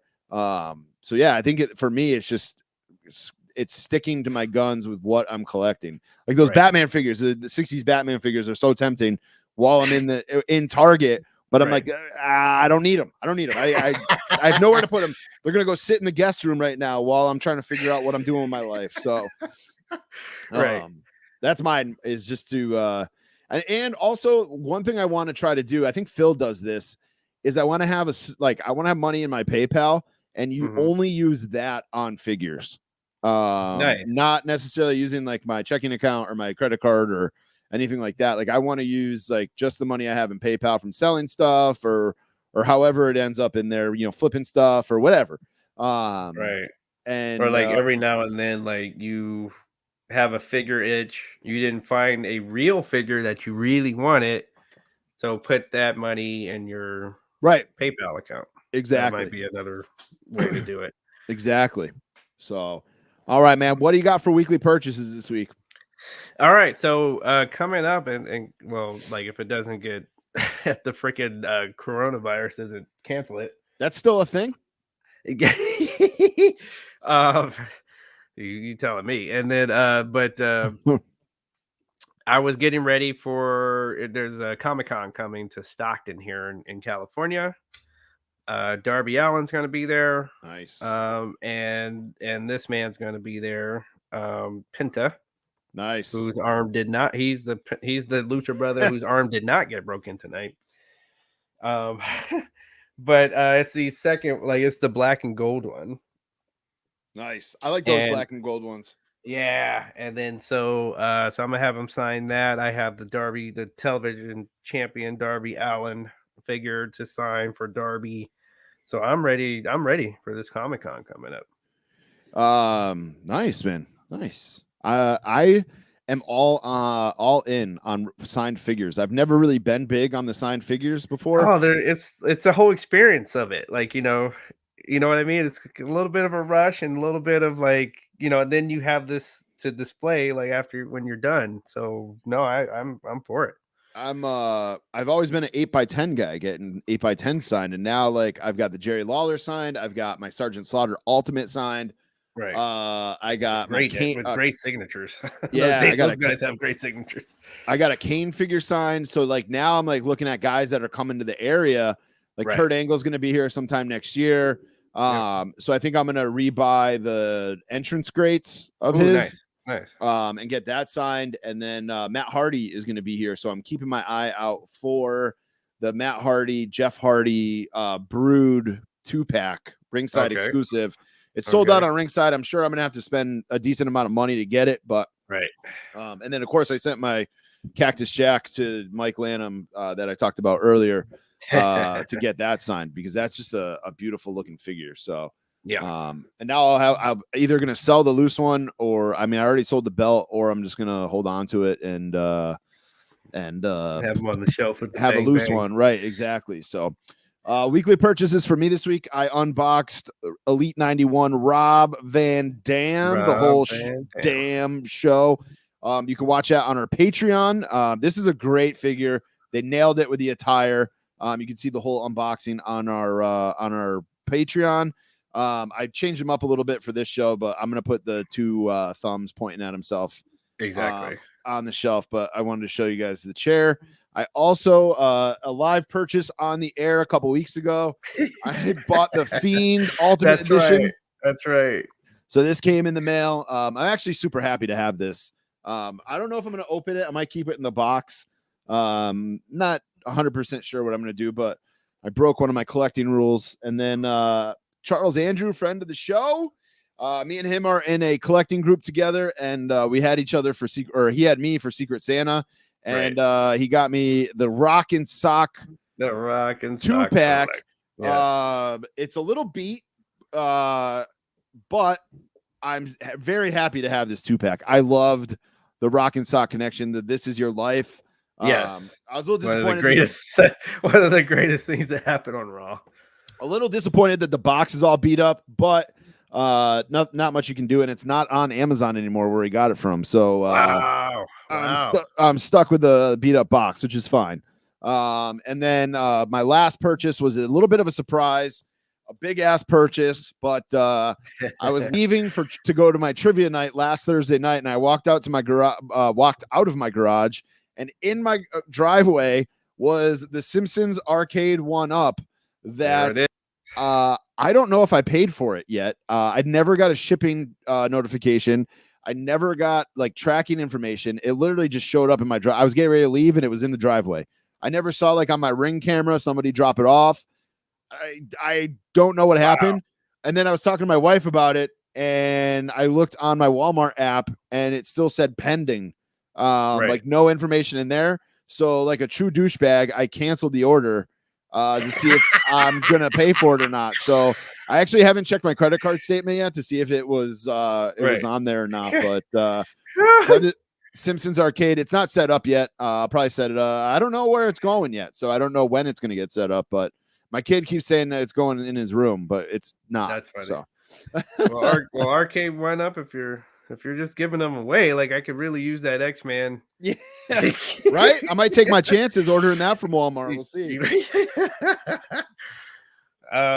Or if I check my credit card and this one isn't on there, I might order that one since since Simpsons isn't on there. So wow. So yeah, my thought is, one day when we have a finished basement, have the Simpsons arcade with like a floating shelf above it, and have the Simpsons Ultimate Edition figures on there. So the Ultimate Super 7's up there. There you go. Of like my favorite characters. So yes. And that's it for Walk That Toy Aisle this week. Pretty good little segment there. Let's do a little Falls Count Anywhere.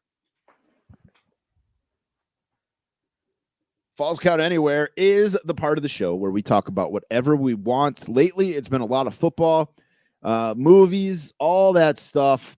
We talk about what we've been watching, and we do our top 5 usually. This week's top 5 is Office characters, one of the best TV shows of all time. I think it's everybody's go-to when you need something to binge, whether you've binged it once or 500 times. It is always still as funny. And I will say this about The Office. This is probably not a popular opinion, but I will say that season 9, the last season, even season 8 to an extent, it's where like some of the new characters come. Michael is gone. Steve Carell is gone. Like that British girl comes. I can't think of her name, but I rewatched that a while back on Comedy Central, like during, COVID or the pandemic when it first started and stuff. And I remember when that season first dropped that I wasn't like so like super into it. I was just like, well, it's not great, because the other seasons were so good. You're like, it had a lot to live up to, but rewatching those, there is like why can I not think? Angela is super funny in that season. Oscar is super funny. Like it's almost spotlights some of the other characters, or you Right. get to see some of the other characters shine in those later seasons. I'll also say that The Office is the opposite of Parks and Rec, where The Office started out hot and then kind of fizzled out towards the end, where Parks and Rec started out cold and got hotter as it went along. Like it got funnier and better as it went. And then, are you like? Did you get a chance to watch Community? I haven't yet. I see it pop up. Is Community the one with Jason Bateman, or is that Arrested Development? That's Arrested Development. All right, because there was one of them where I was gonna watch it and I couldn't watch while Ozark was on because I didn't want the Jason Bateman characters to cross. Oh yeah, I didn't want to cross the streams, if you will. Right, and he's such a great actor. Yeah. No, I haven't watched Community. Community That's what your girl yet. Bree is on Community. Oh, all right. Yeah, I'll have to check it out. Dude, I'm so bad. Like, I don't even know why I partake in what you're watching because I'm so bad at watching stuff. Right. But well, we some busy mother, you know. So I have a friend. This is kind of a funny. You can relate, I'm sure, and a lot of people listening can relate. That I have a friend who's dating a girl who has a couple kids, and me and him were texting like last week or whatever, and I lost track of the text and never ended up responding to him. We were actually having like a kind of serious talk, and I just lost track because of my kid. Right. And I'm like, dude, I'm sorry, man. Like, apologized, finally caught up with him and stuff, one day this week while I was working. And he's like, dude, now that I'm seeing this girl who has these kids, he's like, I get it, man. He's like, I get it. He's like, I understand why you miss Patriots games sometimes and why you're watching a Patriots game on your phone. Or he's been a bachelor for 36 years, 37 years. Wow. I mean, he's had girlfriends and stuff, but like he's been able to do whatever he wants. He's never been married. And he's like, he can dedicate a whole day to football if he wants. We're like, now my kids got hockey. I'm afternoon games. I'm all over the place. Right. No way. So, but I just wrote down something that I remembered that I was watching. So we're going to let's get back on track here. We're going to do our top 5 Office characters this week. Where's the Office rank for you, DJ, as far as like one of your favorite shows ever? I assume you like it. We have actually never talked about it. Oh yeah, no, I love The Office. Right. I got the concept where like each character is like if you've ever worked in an office, like you run into these characters. Like I got it. Like right when I started watching it, and that's what I love about it. It's just to me, it's just very like for putting quotations in the air, very real. Like because this is you've seen these people. Like this is your office. Michael Scott, my stepmother-in-law, is a female version of Michael Scott. That's like going back to like it being real. Right. My stepmother or my stepmother-in-law is a female version of Michael Scott. Right. Right. She's just nuts. But it is. And there's so many. This was hard because there's so many good characters in The Office. But there's ones where like just certain things they say crack me up. I do have a couple honorable mentions for my top 5. It's so many good characters on this show is the thing, and we did 5. I'm just like, oh, God. I know, and it's hard to not pick like the main characters, like right. But man, Todd Packard is so good. Yeah. I think sometimes when what the hell is oh my God, what is the older lady's name? The one that's married to Bob Vance. Why can I not think of her name? Phyllis. Like sometimes she just blurts stuff out. Yeah. And you're just like not expecting it. Right. Stanley is amazing. Stanley's probably my biggest like regret of leaving off my list. My number 5 though, you have to go with Michael. Michael has to be on your list. He makes the show. He's got to be on the list somewhere. Correct. He's not number 1 because I feel like there is like better overall characters, but he's got to be on your list. Correct. Where is he on yours? He's pretty high up. Oh, all right. We'll leave it at that then. We'll leave it at that. All right. Who do you got for number 5 then? Well, first I wanted like one of my honorable mentions, like is Robert California. Oh, yes. Yeah, Talking that guy. about the later seasons, like he's in some of those later That guy, seasons. yeah, for whatever reason, that guy has me hollering at the TV. I don't it's the delivery. I don't know what it is, but I just thought that guy was really funny. My number 5 is Daryl. Dude, I was just gonna say Daryl would be an honorable mention for me as Okay. well. I left him off my list, and I'm like, it's hard to leave him off. It's hard to leave him off. My favorite, it's when he was going for manager. When he was applying for manager and he's doing the confessional, and he's like, you know why I think I'm going to get this? Because I'm black. so, so Daryl's a riot. I think one thing about that show too, like watching some of the episodes, like think about that show was on 10 years ago now. Right. Maybe even like 15 years ago, actually. Mm-hmm. And they got away with a lot that I don't think they could get away with now if it was like on TV regularly. Like the sexual harassment episode, I don't think they could have got away with. Oh my God, yeah. Some of the stuff Michael says to Oscar, I don't think he gets on Oscar and Toby. Oscar and Toby get it. Yeah. Like, like from Michael at all times. My number 4 is Andy. Well, look at that. Oh, we got a match? Yes. All right. I love it. Andy Bernard. What's going on there, Tuna? Yeah.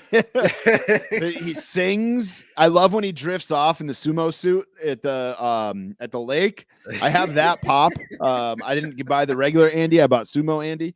Right. And it's just he's just so good. The acapella stuff when he's in love with Angela, like there's just so many good things. Right. Number 3. Who you got? You go ahead. All right. I went with Kevin. Oh, I got number 3 is Kevin too. Look at that. Some of the stuff, like again, some of the stuff he says, man, is just like unbelievable. And the way he says it, like yes, delivery. I also love when Holly, that character, like I've known people in my office that they're just like, wait, it's somebody's birthday, right? So damn it, there better be a birthday cake. Yeah, yeah. Or just always saying inappropriate stuff about like boobs and sex and all that stuff. And just so, like I love when Holly thinks he's like special needs, like when she first comes to the office. Yeah. Oh God. Number 2, who do you got? Dwight.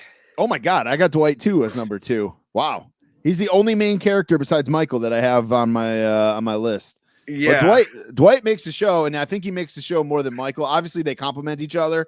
Right. But I think Dwight definitely makes the show more than Michael. That guy that just does too much at your office. That just takes it way too seriously. Way too seriously. The fire drill where he put a fucking torch to the handle so they couldn't escape that way. Like what?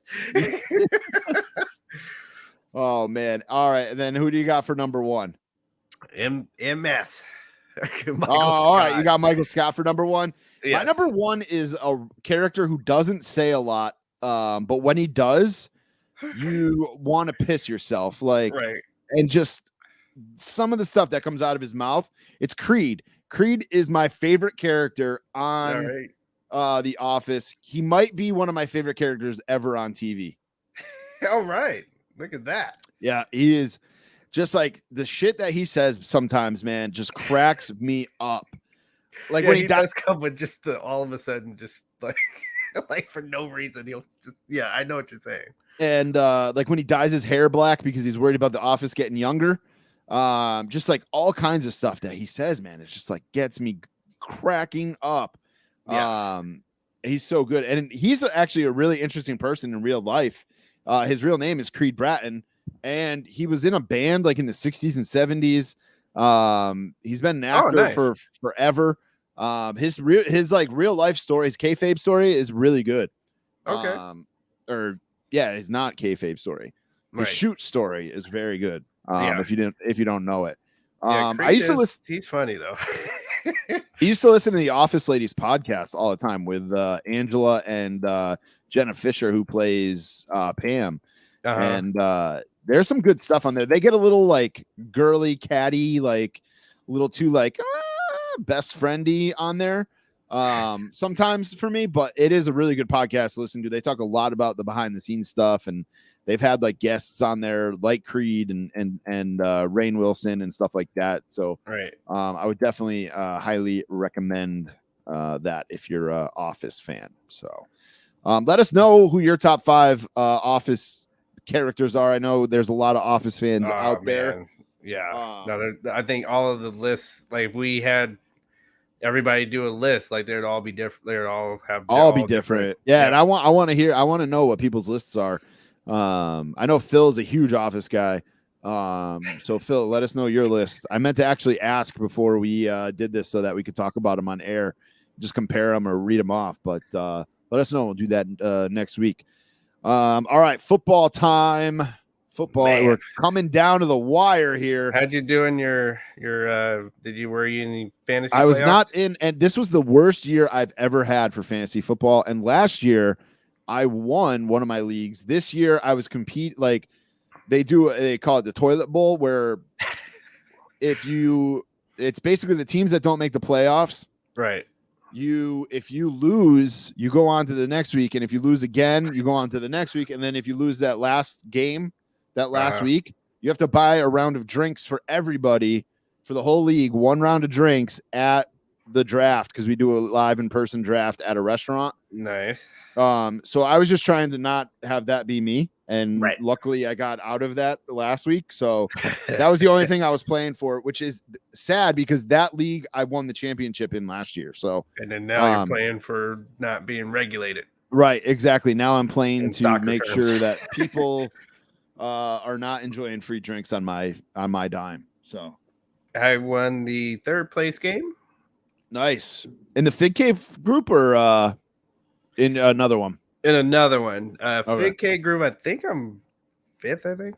I think that one's still going on. I haven't paid attention to it because I got knocked out or I wasn't doing much in it. And I had like one of the highest scoring teams, and like COVID kind of took out a lot of my players when the playoffs came around. I saw people adding people to their team. Like I was getting alerts today though of people adding players to their team today. So I think that one might still be going on. No, it's not. Week 17. Yeah, it's over. Somebody was still adding players. So somebody wasn't paying attention. Yeah. Slow Burners won that one. I don't know who that is, but Slow Burners. But this was the worst year I've had in fantasy football in a long time. Like all my leagues, I just did terrible. So that got me a cool $75 to get that 3rd place. So I'm not going to be mad. No, not at all. We all are doing okay in our Sunday pick'ems. You are still 11-5. Actually, you're now 12-5. I'm 12-5. Phil's 13-4. Kenny is 12-5. Mike is 13-4. Zach is 11-6. Instagram is 12-5, and Twitter is 13-4. We're gonna have to keep this going through the playoffs, though. Because, we gotta, because there's definitely got to be some different picks. Like it's not gonna be tied. I know that. Right. We all picked Green Bay last week. The week before, we all picked Tampa, I think. So it's now been I think like we should go to picking every playoff game. Like absolutely. Yeah. Oh, the week before we all picked Indy, except for Zach picked Arizona. And then the week before that, we all picked Tampa. Like these Sunday night games have not been great. So no, they have not. There's been a lot where we all picked the same ones. This week we might get more of a mix. It's your Las Vegas Raiders. Taking on the Los Angeles Chargers. Right. For the playoff. This is for a playoff spot. Whoever wins this, I believe, is in. Yeah. Yep. And I'm sorry, DJ. I'm going for I'm not going for the Chargers, but I think the Chargers are going to take it. I'm picking the Chargers. Yes, correct. Well, you already know who I'm picking. I'm not gonna.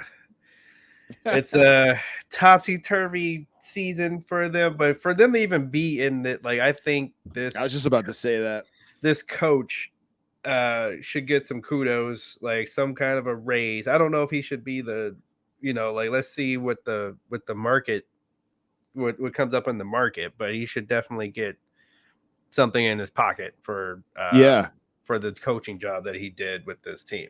Yep. He's doing a great job. For them to, like you said, man, for them to even be in the position that they're in to make the playoffs, Yeah, that's huge. I know you're a hater, but I feel the same way about the Patriots. Like, I'm not. I know I was talking shit in our group chat this past week, right. and a few people thought I was just talking shit about them beating the Jaguars, and I wasn't. I'm talking shit because, and it's not even talking shit. It's just like if you told me these guys, the Patriots were going to make the playoffs at the beginning of the year with Mac Jones as their quarterback, and some of these guys on defense that they signed that, you know, they weren't huge names or anything like that. Like, I never worry about with Belichick. I don't care if he had the fig cave playing defense. I don't doubt Belichick on defense. Like, that is the one thing. I don't care who he signs. Like, he saw something. There's a reason why he signed him. Like, so I don't never that part. I never doubt. So that, you know, I would have told you, no, don't worry about the defense. Just worry about that rookie quarterback. And hey, he's driving the bus. Yep. There's still a small chance for them to get the number 1 seed. A lot of things have to happen, but it's wild. He's not the rookie of the year, though. Some people were trying to say rookie of the year. I said no. Who do you have as rookie of the year then? Who? Chase. From the Bengals? Was it Jamar Chase? Yeah, Jamar Chase. Yeah. I mean, yeah, he had that game this past week that was insane. Jones has a game where he threw the ball 3 times, whereas this guy is. You won't let that go. No, I will not. And okay, he damn near had the same amount of pass attempts as I did on the couch. Okay, so no, and then this guy goes out and gets 200 yards and 3 touchdowns. So no, that he's the rookie of the year. Like, that's it. I get your opinion there, or your reasoning. I get it. And that's the thing. They don't have him like throwing the ball a ton necessarily either. You know, he's, like you said, he's driving the bus. Right. Some good games. Which is working. I can't, say too much. It's working. So right. And we get Saturday Night Football again this week. I love Saturday Night Football. Kansas City and Denver and Dallas and Philadelphia, which, how the fuck did the Eagles make the playoffs? They got a playoff spot. They clinched the playoff spot too. So and Dallas is not playing that great here. No, they're not. Down the stretch. They're still them boys. So the Eagles could win this game. Yep. So, and the Bengals clinching the NFC North or AFC North, beating Kansas City.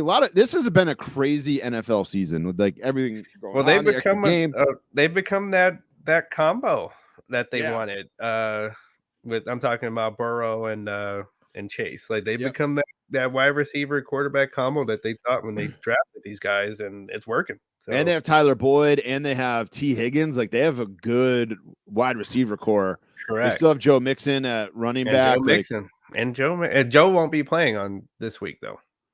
He got COVID, or? He got COVID. Ah, fuck. Well, it doesn't really matter for them. I mean, they're still going for the number 1 seed, but as long as it's just 1 week, they're good. Yeah.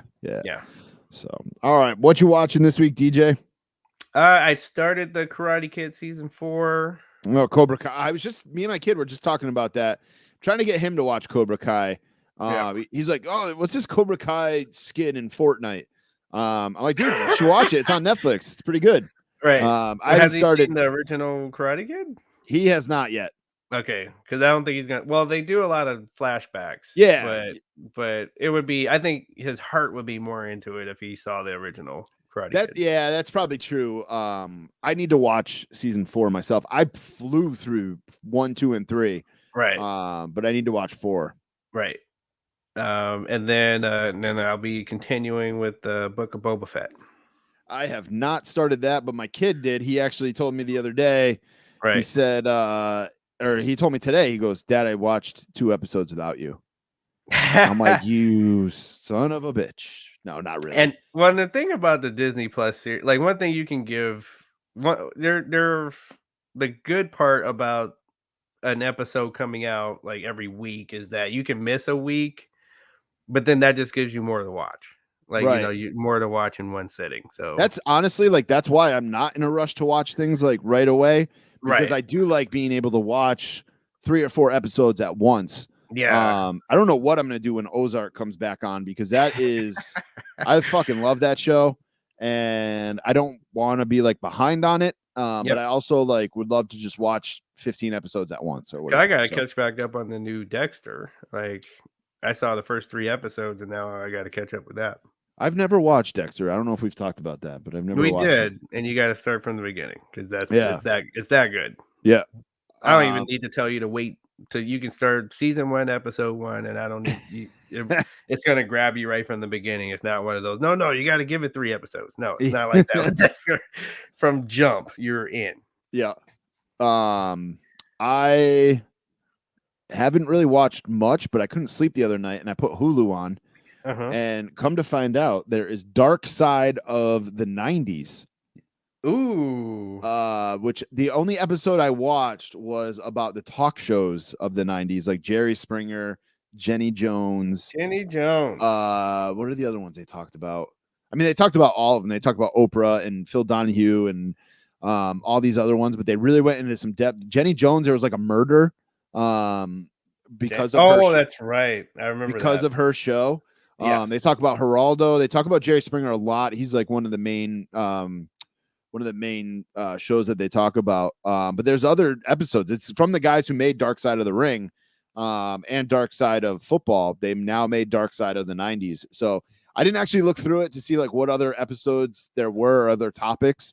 But yeah, man, the talk show one, it got me like bringing me back to pretending to be sick at like 11 o'clock on a Monday afternoon after, not skipping school and watching some Jerry Springer. Well, I had some friends when I was in college, in junior college, I had some friends make up a story that got them on Ricky Oh Lake. man. Oh man.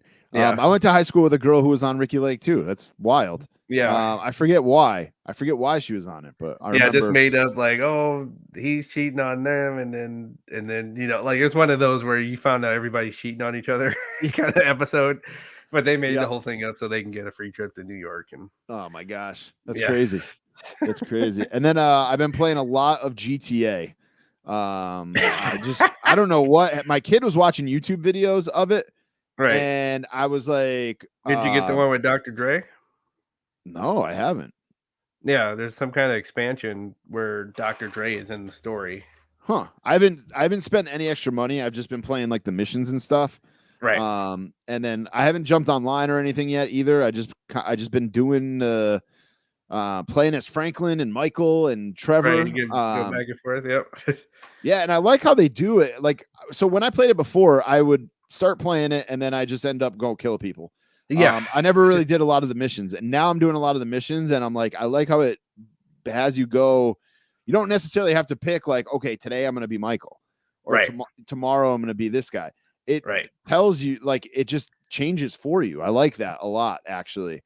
I wonder how that's if they're gonna include that with the new PlayStation VR. Yeah. Oh yeah. Because that's gonna be in 4K. It's gonna have eye tracking. Wow. It's gonna be wild. Yeah. I did have a dad fail. My kid was watching these YouTube videos. So he's watching YouTube videos of somebody playing it, and the guy wasn't doing. He was just trying to find like cool cars in it. I was watching it with him. He wasn't like killing people or doing anything else. Right. So he's like, "Can I start playing that?" And I was like, "Yeah, I think so." Right. So then I'm playing one night, and Trevor, it's like when you first get introduced to Trevor, he's like banging this woman on the counter. Yes. And then doing meth and all kinds of stuff. And I'm like, I text my wife, I'm like, Logan can't play this anymore. That is right. I remember that scene in particular. I'm like, and the things that are coming out of his mouth. Yeah. I was gonna say the language is one thing. Like he hears that in movies and stuff and knows, enough to not repeat them. But the fact that that was in there, I'm like, yeah, we're gonna put the kibosh on this. So, Oh, that's great. but yeah, I'm having a lot of fun playing it. I think I actually went on our Twitch once and played it too. So if you're out there on the Twitchiverse or whatever you want to call it, hit up twitch.tv/ you don't have your kid watching over your shoulder. the Run-In Pod or the Run-In Podcast, I think is what it is. But all right, DJ, you ready to wrap things up here? Let's do it. All right, we got the Run-In Rundown shout outs. The Fig Cave Podcast, that is our boy Phil Gentile's podcast. And he's got a little discount code for you over at Collar and Elbow. You can use the code CAVE to save 10% over there. Make sure, of course, you're keeping an eye on figure collections. If you're listening to this early on Thursday because you're a Patreon member, remember to go look for those Brian Clark and Blue Meanie prototype images. They'll be there Friday. Obviously, they'll be there Friday, too, when you listen to this live. Homage, use that code, the Run-In15. Buy, sell, trade toys. You can use the code RUN10 for 10% off. Kenny, over at the Call Up, we didn't have any corrections this past week, but we still want you to go check out his show. His show is, he's killing it lately. He's killing it. Make sure you check that out. Barrios Toys, Faces and Heels podcast, Dos Padres podcast, WrestleGeddon podcast, Coming Down the Aisle with J-Bone, Dirty Heels podcast, Turnbuckle Tavern, Keystone Collectibles. You can use the code RUN10 for 10% off. Heroes Hideout, use the code RUN-IN for 10% off over there. And if you haven't already, sign up for Patreon, patreon.com/RunInPod. All kinds of benefits there. Listen to the show early. Get the video version of the show. Like we said, we are going to be doing something special once a month and putting it up on Patreon only. It's going to be a Patreon exclusive. First one is going to drop this Monday, which is January 10th. We're recording it this Friday, and then it'll drop Monday. So who's going to be the first to get that guest spot? Yeah. You want to come on the show? That's how you do it. I've had a few people say, hey, can I come on and talk wrestling with you guys? It's a way to do it, and you get a shirt out of it. So patreon.com/RunInPod. Go. There's a bunch of content up there, including a conversation with Matt Raywalt, where we do this or that, and a bunch of other good stuff up there as well. So and again, we appreciate everybody who has signed up already. ProWrestlingTees.com/RunInPod. And then everything else you can just find at runinpod.com. Our YouTube channel is there.